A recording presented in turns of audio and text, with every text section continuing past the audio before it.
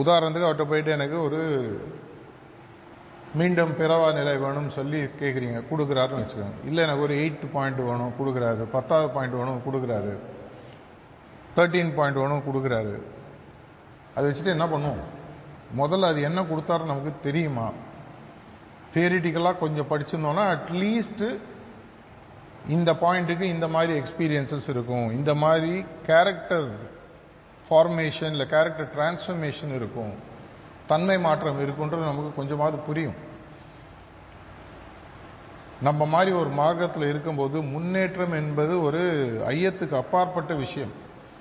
பலமுறை சிட்டிங்க்கு அப்புறம் சார்ஜி மகாராஜா நிறைய பேர் கேட்கும்போது நான் கூட இருந்து பார்த்துருக்கேன், என்னுடைய ப்ரோக்ரஸ் எப்படி இருக்குது அப்படின்னு கேட்பாங்க.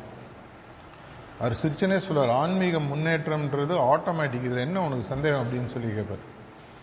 ஸோ எல்லாமே நமக்கு கிடைக்குது, ஆனால் நமக்கு என்ன கிடைக்குதுன்றது தெரிவதில்லை. அதனாலேயே நமக்கு என்ன ஆகுதுன்னு சொன்னால், இப்போ நீங்கள் இருக்கிறது ஒரு உண்மையாகவே ஒரு ஒரு ஒரு பிரபஞ்சத்திலே ஒரு பெரிய ஒரு அரிய ஒரு இடம் சொல்லி வச்சுக்கோங்க. ஒரு ஒண்டர்லேண்ட் அந்த மாதிரி ஒரு இடமே கிடையாது.